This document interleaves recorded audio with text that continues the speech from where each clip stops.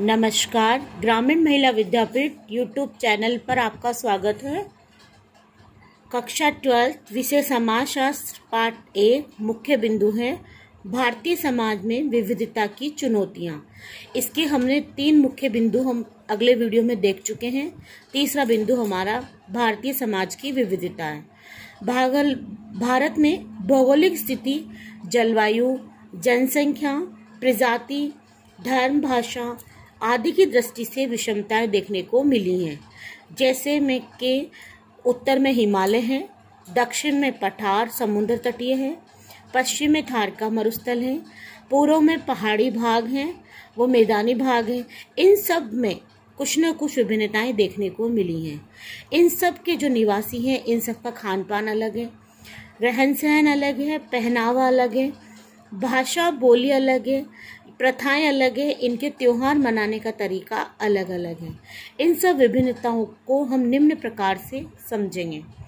भारतीय समाज में विविधता, इसके 8 पॉइंट है। भौगोलिक विविधता, प्रजातीय विविधता, सांस्कृतिक विविधता, धार्मिक विविधता, राजनीतिक विविधता, इन सब के पॉइंट है।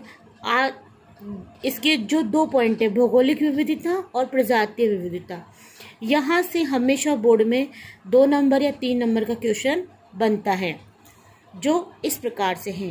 भौगोलिक विविधता को कितने भागों में बांटा गया है? तो भौगोलिक विविधता को 5 भागों में बांटा गया है। उत्तर का पर्वतीय प्रदेश, गंगा सिंधु का मैदान, दक्षिण का पठार, थार का मरुस्थल, समुद्र तटीय मैदान। प्रजातीय विविधता, इसको भी 5 भागों में डिवाइड किया गया है। निग्रो अंडमान निकोबार द्वीप समूह की जनजाति है। ये प्रोटे ऑस्ट्रेलियाड, ये मध्य भारत की जनजाति है। यहाँ पर भील और चेंचू लोग निवास करते हैं। मंगोलियाड, आसाम, ब्रह्मा, सिक्किम, भूटान, मणिपुर, त्रिपुरा आदि के लोग यहाँ पर निवास करते हैं। भूमध्य सागरीय प्रदेश, इसकी 3 शाखा है, अल्पायन, डीनासिक और आर्मनियाड। ये 2 विविधताएं हैं जो हमारे देश में देखने को मिली हैं। पश्चिमी के चौड़े सिर वाले नार्डिक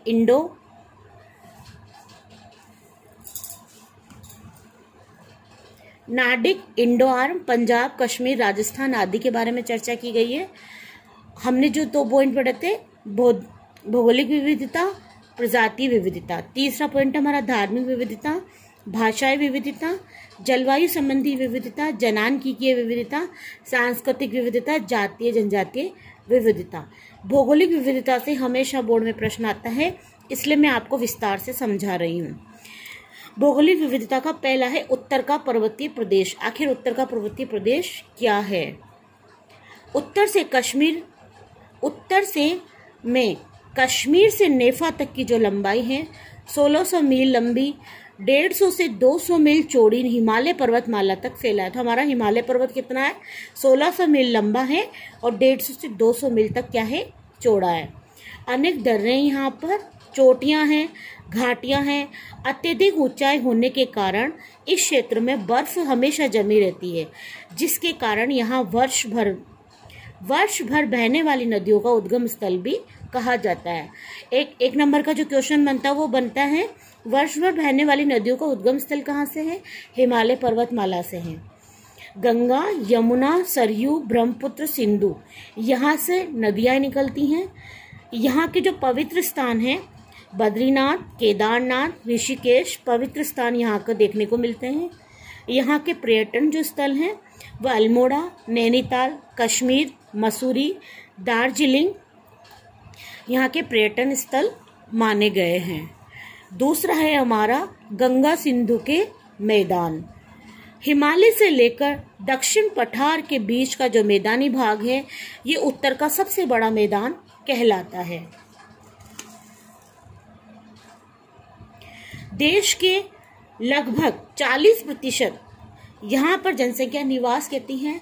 यहाँ का जनघनत्व सबसे ज्यादा है।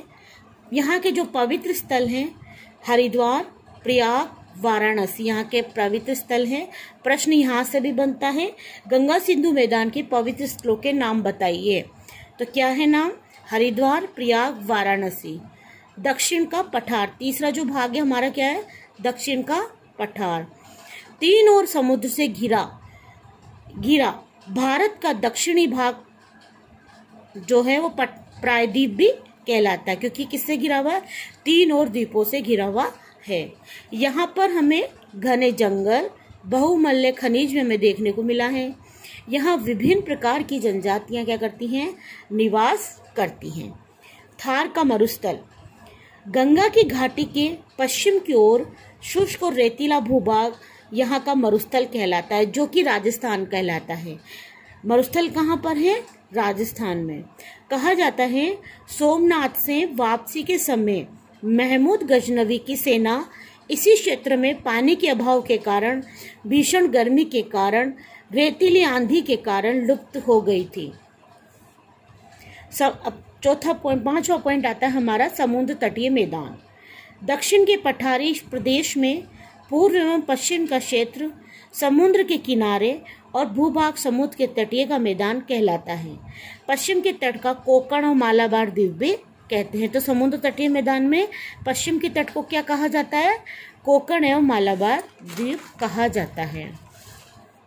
नेक्स्ट पॉइंट है हमारा, हमने भारतीय समाज की विविधता के बारे में चर्चा की। अब हम पढ़ेंगे सामाजिक विभिन्नता में एकता। हमारा देश हर तरह से एक है, चाहे वहाँ की बोली अलग हो, चाहे यहाँ का धर्म अलग हो, फिर भी हमारा देश विभिन्नता में एकता पाई गई है। इसके जो मुख्य बिंदु हैं वो इस प्रकार हैं: धार्मिक विभिन्नता में एकता, भौगोलिक विभिन्नता में एकता, सांस्कृतिक विभिन्नता में एकता, राजनीतिक विभिन्नता में एकता। धार्मिक विभिन्नता में एकता हमारे भारत में विभिन्न प्रकार के धर्म हैं। हिंदू, मुस्लिम, सिख, ईसाई सभी धर्म अपनी अपनी संस्कृति को अपनाते हैं, अपने ही धर्म के अनुसार अपने ईश्वर को मानते हैं। सबका तरीका अलग है, लेकिन सबकी शक्ति एक है, ईश्वर सब जगह निवास करता है। भौगोलिक विभिन्नता, कहीं पर पठारी क्षेत्र हैं, कहीं पर पहाड़ी हैं, कहीं पर रेतीले मैदान हैं, तो कहीं पर स्थल हैं। तो ये सब अलग अलग होने के बावजूद भी हमारा देश कैसा है? एक है। सांस्कृतिक विभिन्नता, सबका रहने का तरीका, खाने का तरीका अलग है, फिर भी हमारा देश कैसा है? एक है। तो विभिन्नता में एकता। तो इस पर एक प्रश्न बनता है हमेशा बोर्ड में, 6 नंबर का क्वेश्चन यहाँ से आता है। भारत की विभिन्नता में एकता पर एक निबंध लिखिए या विभिन्नता में एकता पर एक टिप्पणी लिखिए। यहाँ से क्वेश्चन बनता है। आज हमारा जो पार्ट 1 था भारतीय समाज, वो पूरा हुआ। इस पार्ट में हमने 4-5 बिंदु पढ़े। इस पूरे पार्ट में से मैंने 10 क्वेश्चन निकाले हैं जो इम्पोर्टेंट है परीक्षा की दृष्टि से, जिसे आप नोट कर लीजिए।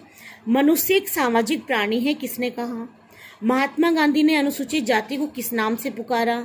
थार का मरुस्थल किस राज्य में है? घूमर किस राज्य का नृत्य है? द्वारिका भारत में किस दिशा में स्थित है?